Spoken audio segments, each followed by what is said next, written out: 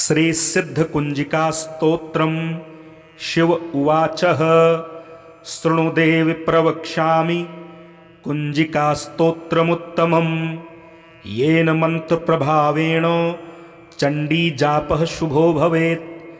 न कवचं नार्गला स्तोत्रम कीलकं न रहस्यकं न सूक्तं नापि ध्यानं च न न्यासो न च वार्चनं। कुंजिका पाठ मात्रेण दुर्गा पाठ फलं लभेत्। अतिगुह्यतरं देवी देवानामपि दुर्लभं। गोपनीयं प्रयत्नेन स्वयोनिरिव पार्वती मारणं ओहनं वश्यं स्तम्भनोच्चाटनादिकं पाठमात्रेण संसिद्ध्येत् कुंजिका स्तोत्रमुत्तमम्। अथ मंत्रः ओम ऐं ह्रीं क्लीं चामुण्डायै विच्चे। ओम ग्लौं हुं क्लीं जूं शः ज्वालय ज्वालय ज्वल ज्वल प्रज्वल प्रज्वल।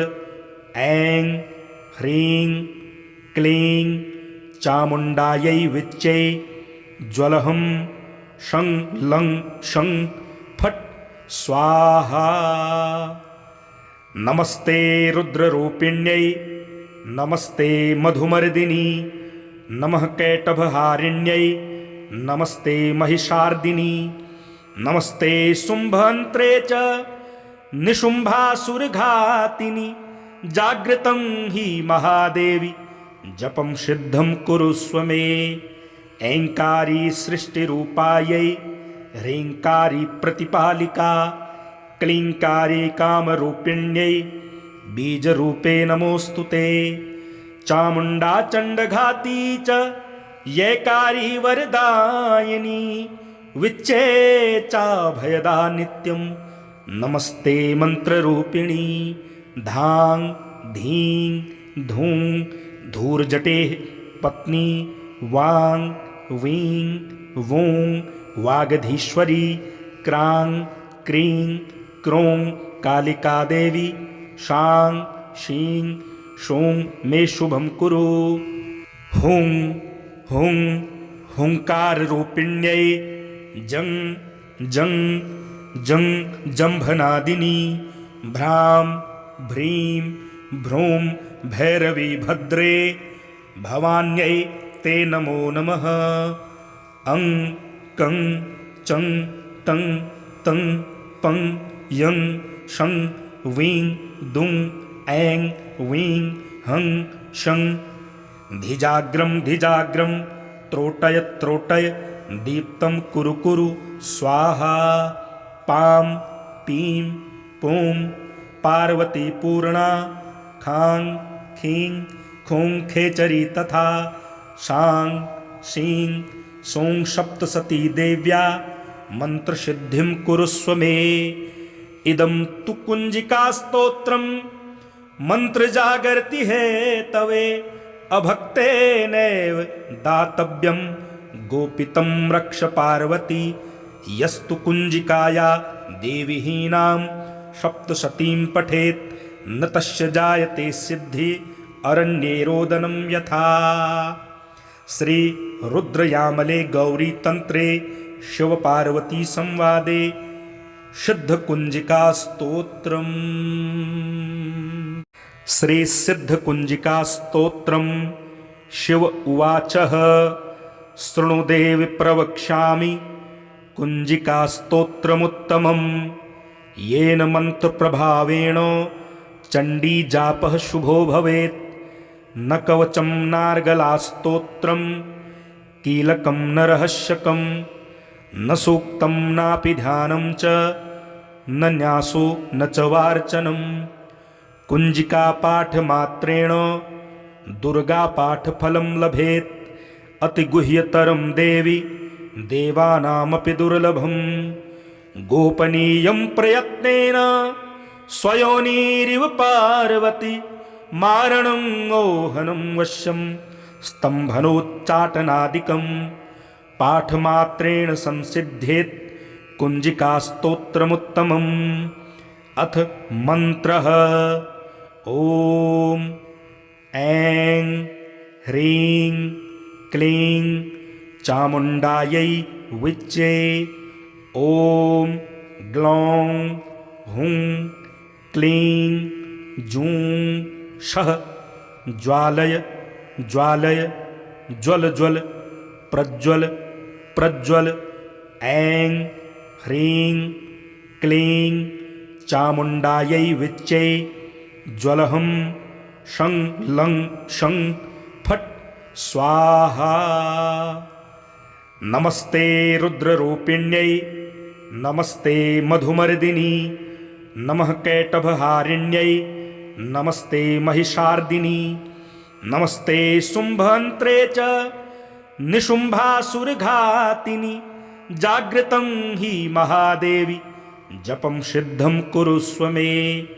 ऐङ्कारी सृष्टिरूपायै ह्रीङ्कारी प्रतिपालिका क्लीङ्कारी कामरूपिण्यै बीजरूपे नमोऽस्तु ते। चामुण्डा चण्डघाती च यैकारी वरदायिनी विच्चे चाभयदा नित्यं नमस्ते मन्त्ररूपिणी। धां धीं धूं धूर्जटेः पत्नी वां वीं वूं वागधीश्वरी क्रां क्रीं क्रों कालिका देवी शां शीं शूं मे शुभं कुरु। हुं हुं हुंकाररूपिण्यै जं जं जं जम्भनादिनी भ्रां भ्रीं भ्रूं भैरवी भद्रे भवान्यै ते नमो नमः। अं कं चं तं तं पं यं शं वीं दुं ऐं वीं हं शं। धिजाग्रं धिजाग्रं त्रोटय त्रोटय दीप्तं कुरु कुरु स्वाहा। पां पीं पूं पार्वती पूर्णा खां खीं खूं खेचरी तथा शां शीं सौं सप्तसती देव्या मन्त्रसिद्धिं कुरुष्व मे।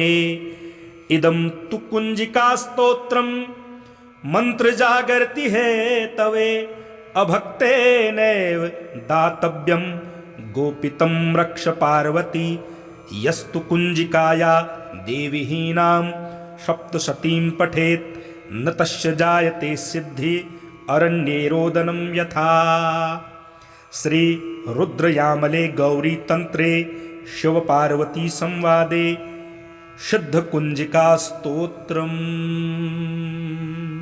श्री सिद्ध कुंजिका स्तोत्रम्।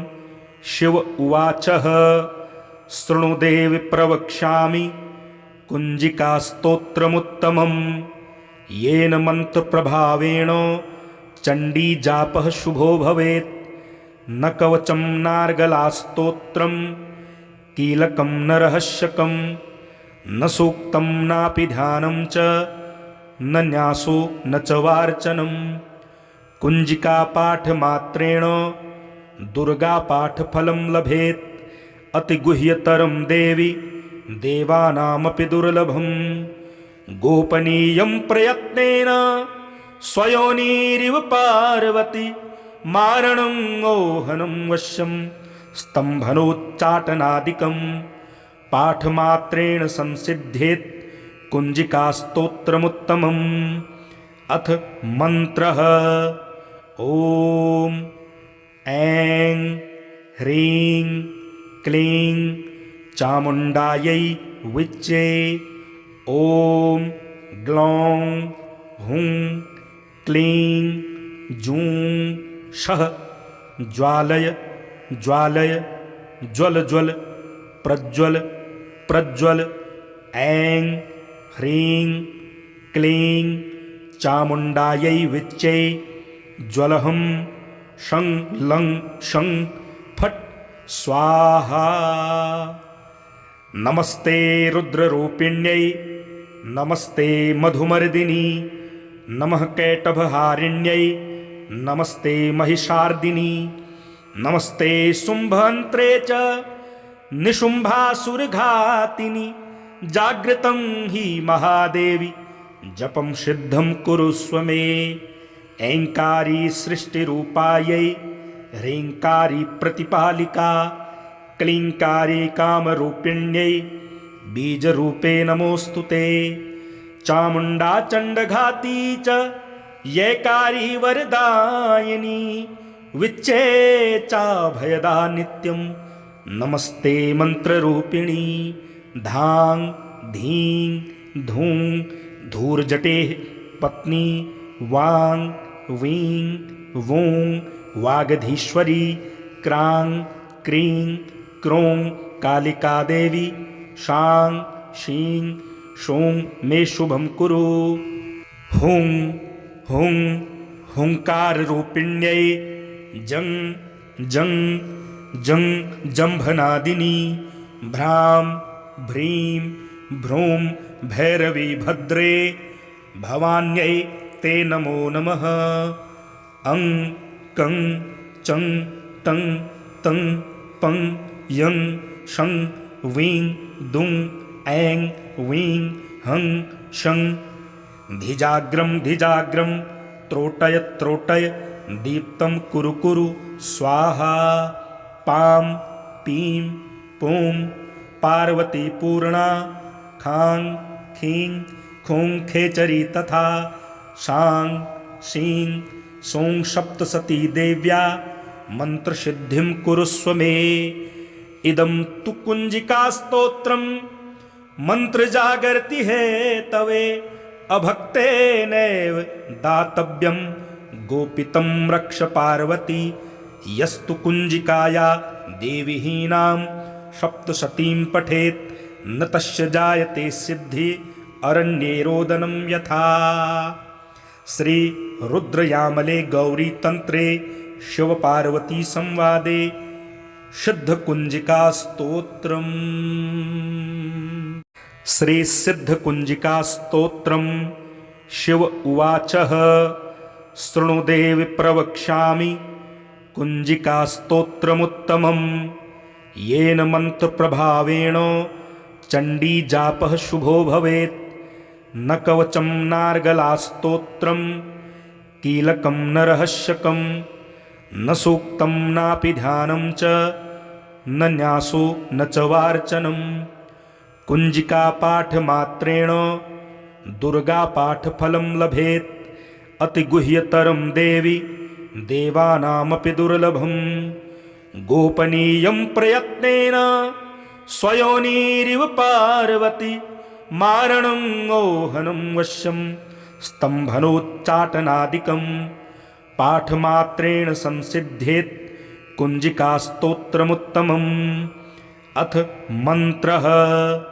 ॐ ऐं ह्रीं क्लीं चामुण्डायै विच्चे ॐ ग्लौं हुं क्लीं जूं शः ज्वालय ज्वालय ज्वल ज्वल प्रज्वल प्रज्वल ऐं ह्रीं क्लीं चामुण्डायै विच्चे ज्वलहं शं लं शं फट् स्वाहा नमस्ते रुद्ररूपिण्यै नमस्ते मधुमर्दिनी नमः कैटभहारिण्यै नमस्ते महिषार्दिनी नमस्ते शुम्भन्त्रे च निशुम्भासुरघातिनि जागृतं हि महादेवी जपं सिद्धं कुरुष्व मे ऐङ्कारी सृष्टिरूपायै ह्रीङ्कारी प्रतिपालिका क्लीङ्कारी कामरूपिण्यै बीजरूपे नमोऽस्तु ते चामुण्डा चण्डघाती च यैकारी वरदायिनी विच्चे चाभयदा नित्यं नमस्ते मन्त्ररूपिणी धां धीं धूं धूर्जटेः पत्नी वां वीं वूं वागधीश्वरी क्रां क्रीं क्रों कालिका देवी शां शीं शूं मे शुभं कुरु। हुं हुं हुंकार रूपिण्यै जं जं जं जंभनादिनी भ्रां भ्रीं भ्रूं भैरवी भद्रे भवान्यै ते नमो नमः। अं कं चं तं तं पं यं शं वीं दुं ऐं वीं हं शं धिजाग्रं धिजाग्रं त्रोटय त्रोटय दीप्तं कुरु कुरु स्वाहा। पां पीं पूं पार्वती पूर्णा खां खीं खूं खेचरी तथा शां शीं सौं सप्तसती देव्या मंत्रसिद्धिं कुरुस्व मे। इदं तु कुंजिकास्तोत्रं मंत्रजागर्ति है तवे अभक्तेनैव दातव्यं गोपितं रक्ष पार्वती। यस्तु कुंजिकाया देवीहीनां सप्तशतीं पठेत् न तस्य जायते सिद्धि अरण्ये रोदनं यथा। श्री रुद्रयामले गौरी तंत्रे शिव पार्वती संवादे सिद्ध कुंजिका स्तोत्रम्। श्री सिद्ध कुंजिका स्तोत्रम्। शिव उवाचः शृणुदेवि प्रवक्ष्यामि कुंजिका स्तोत्रमुत्तमम् येन मंत्रप्रभावेण चंडी जापः शुभो भवेत्। न कवचं नार्गलास्तोत्रं कीलकं न रहस्यकं न सूक्तं नापि ध्यानं च न न्यासो न च वार्चनं। कुंजिका पाठमात्रेण दुर्गा पाठफलं लभेत्। अतिगुह्यतरं देवी देवानामपि दुर्लभं गोपनीयं प्रयत्नेन स्वयोनिरिव पार्वती मारणं ओहनं वश्यं स्तम्भनोच्चाटनादिकं पाठमात्रेण संसिद्धेत् कुंजिकास्तोत्रमुत्तमम्। अथ मंत्रः ॐ ऐं ह्रीं क्लीं चामुण्डायै विच्चे।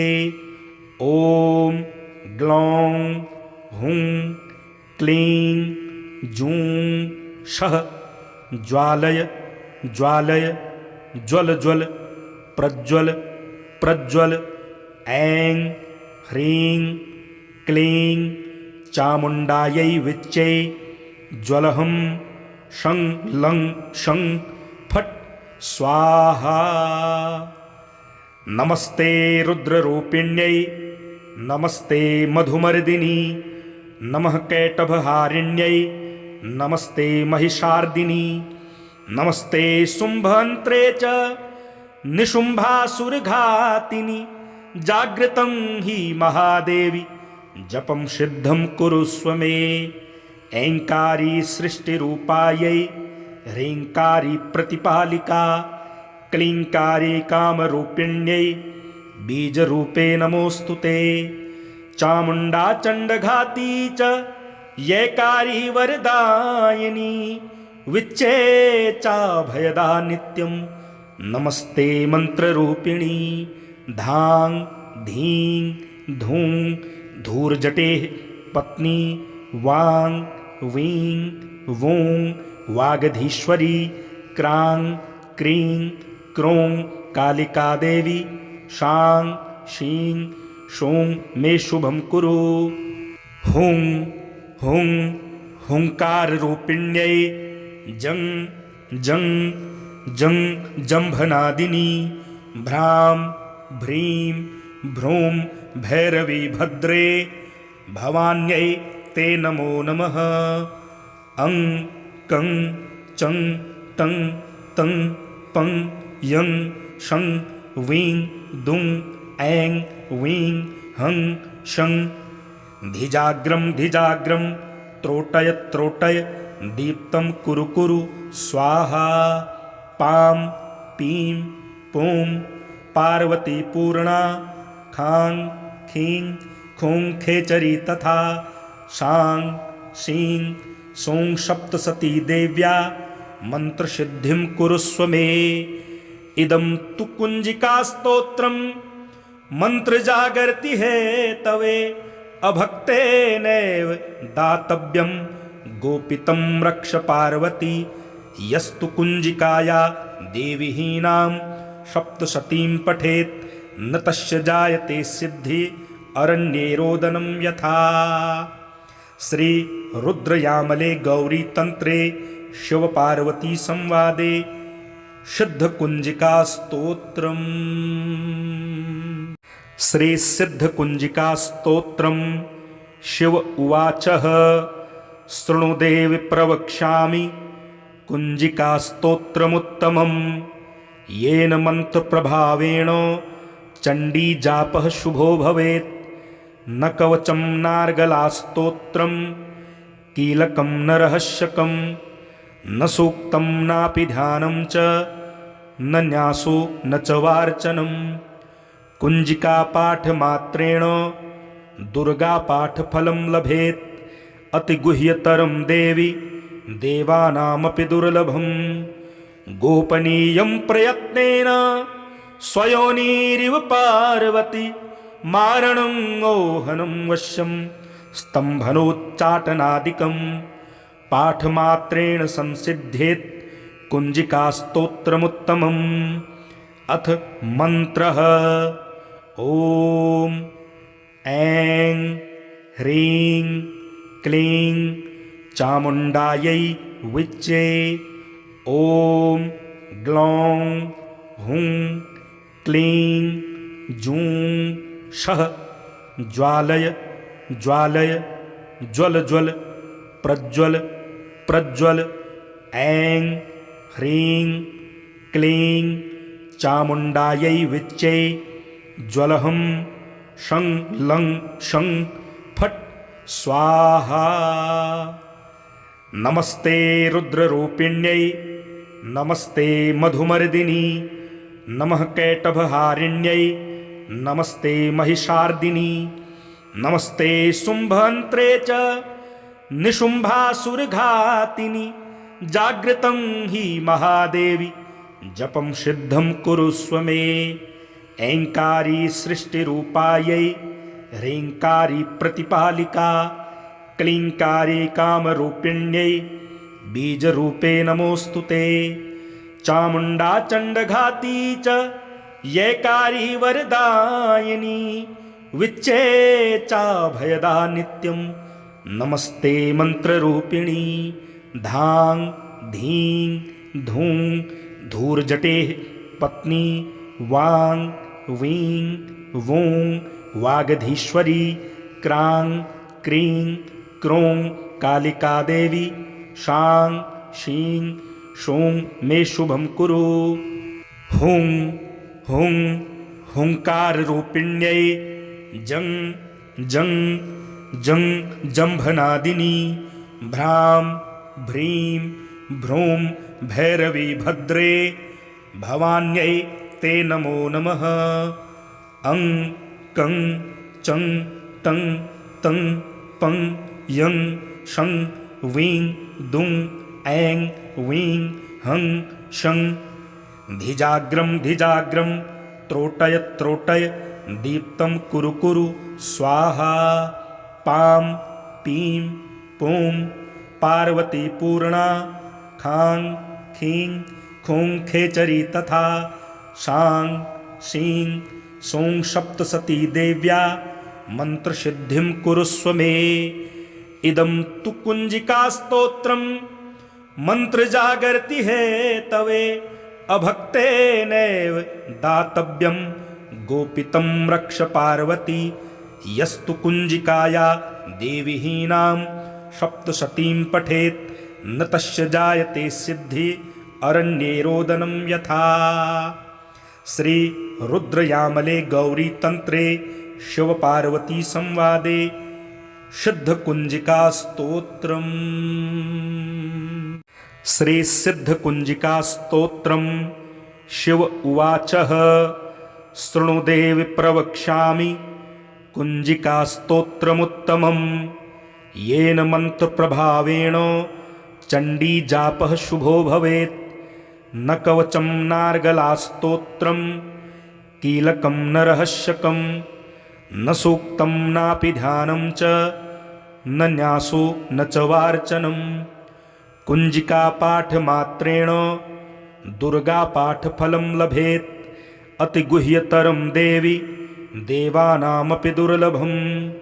गोपनीयं प्रयत्नेन स्वयोनिरिव पार्वती मारणं ओहनं वश्यं स्तम्भनोच्चाटनादिकं पाठमात्रेण संसिद्ध्येत् कुञ्जिकास्तोत्रमुत्तमम्। अथ मन्त्रः ॐ ऐं ह्रीं क्लीं चामुण्डायै विच्चे। ॐ ग्लौं हुं क्लीं जूं शः ज्वालय ज्वालय ज्वल ज्वल प्रज्वल प्रज्वल। ऐं ह्रीं क्लीं चामुण्डायै विच्चे ज्वलहं शं लं शं फट् स्वाहा। नमस्ते रुद्ररूपिण्यै नमस्ते मधुमर्दिनी नमः कैटभहारिण्यै नमस्ते महिषार्दिनी नमस्ते शुम्भन्त्रे च निशुम्भासुरघातिनि। जागृतं हि महादेवी जपं सिद्धं कुरुष्व मे। ऐङ्कारी सृष्टिरूपायै ह्रीङ्कारी प्रतिपालिका क्लीङ्कारी कामरूपिण्यै बीजरूपे नमोऽस्तु ते। चामुण्डा चण्डघाती च यैकारी वरदायिनी विच्चे चाभयदा नित्यं नमस्ते मन्त्ररूपिणी। धां धीं धूं धूर्जटेः पत्नी वां वीं वूं वागधीश्वरी क्रां क्रीं क्रों कालिका देवी शां शीं शूं मे शुभं कुरु। हुं हुं हुंकाररूपिण्यै जं जं जं जम्भनादिनी भ्रां भ्रीं भ्रूं भैरवी भद्रे भवान्यै ते नमो नमः। अं कं चं तं तं पं यं शं वीं दुं ऐं वीं हं शं। धिजाग्रं धिजाग्रं त्रोटय त्रोटय दीप्तं कुरु कुरु स्वाहा। पां पीं पूं पार्वती पूर्णा खां खीं खूं खेचरी तथा शां शीं सौं सप्तसती देव्या मन्त्रसिद्धिं कुरुष्व मे। इदं तु कुञ्जिकास्तोत्रं मन्त्रजागर्ति हेतवे अभक्तेनैव दातव्यं गोपितं रक्ष पार्वती। यस्तु कुञ्जिकाया देवीहीनां सप्तशतीं पठेत् न तस्य जायते सिद्धि अरण्ये रोदनं यथा। श्री रुद्रयामले गौरी तंत्रे शिव पार्वती संवादे सिद्धकुंजिका स्तोत्रम्। श्री सिद्धकुंजिका स्तोत्रम्। शिव उवाचः शृणु देवि प्रवक्ष्यामि कुंजिका स्तोत्रमुत्तमम्। येन मन्त्रप्रभावेण चण्डीजापः शुभो भवेत्।